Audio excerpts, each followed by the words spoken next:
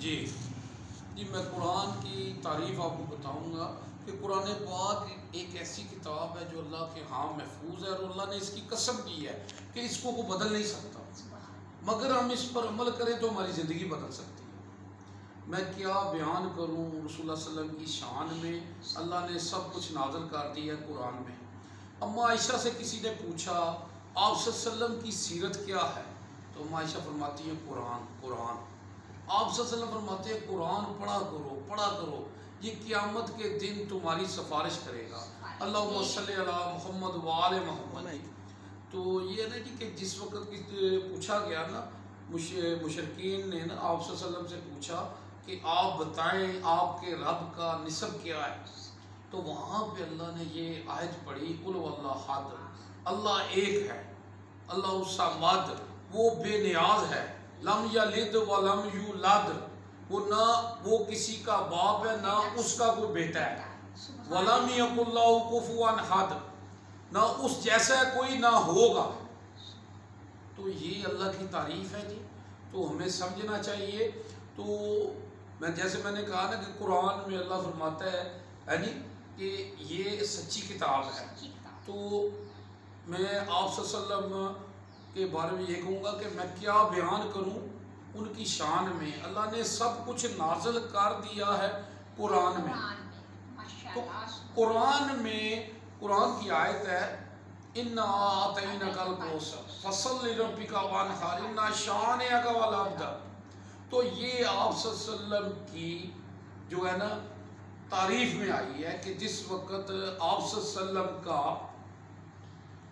Last بیٹا وفات پایا تو مشرکین نے کہا کہ یہ اب ان کا نام لینے والا کوئی نہیں رہے گا، تو وہاں پہ اللہ نے آیت نازل کی اور کہا کہ اے نبی جاؤ مکے کی دیوار پہ لکھ دو اِنَّا أَعْطَيْنَاكَ الْكَوْثَرَ، کہ جاؤ ہم نے تمہیں کوثر عطا کر دیا، میں نے تمہیں کوثر عطا کر دیا۔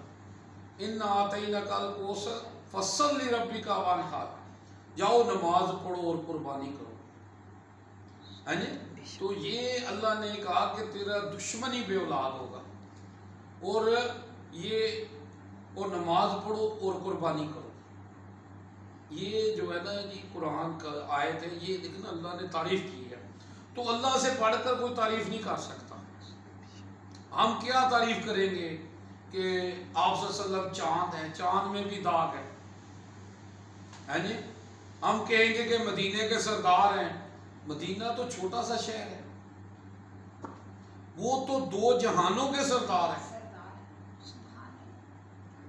جی۔ تو اللہ کے نبی نے فرمایا کہ مجھے بڑھا چڑھا کر نہ بیان کرو، میں اس کا بندہ اور اس کا رسول ہوں، وہ کوئی نہیں ہو سکتا جی۔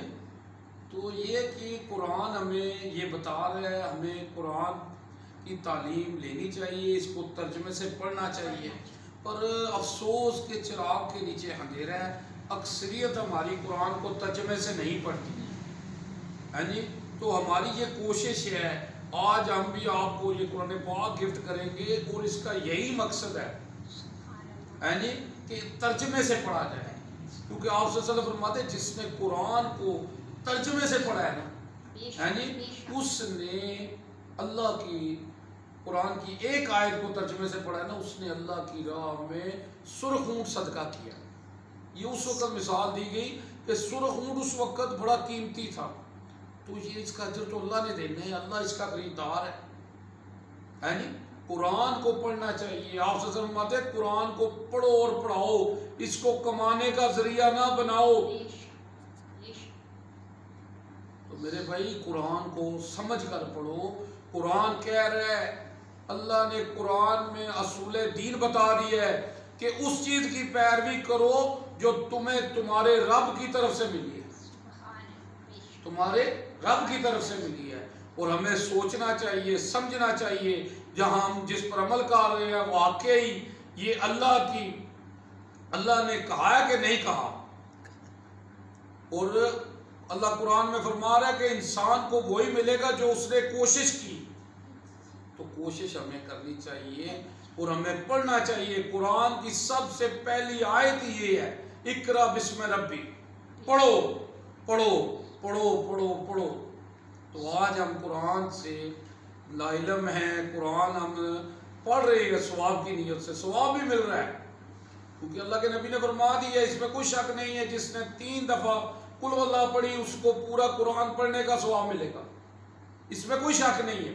صرف قرآن کو ترجمے کے سمجھ کے پڑھے کہ ہمیں پتہ چلے کہ اللہ نے ہمیں کیا کہا ہے, کیونکہ اللہ نے کہا یہ سچی کتاب ہے جی, تو یہ ہدایت ہے ان کے لیے جو پرہیزگار ہیں. تو ہمیں پرہیز کرنی چاہیے جن چیزوں سے اللہ نے منع فرمایا ہے جی. تو بس یہی آج میری دعوت ہے جی, اس سے کہ دعوت ہے جی کیونکہ لمبی ہو جائے تو میں کہوں گا جی کہ ایک دفعہ اللہم صلی علی محمد و آل محمد جی. جزاک اللہ جی. جاوا جی جیلا.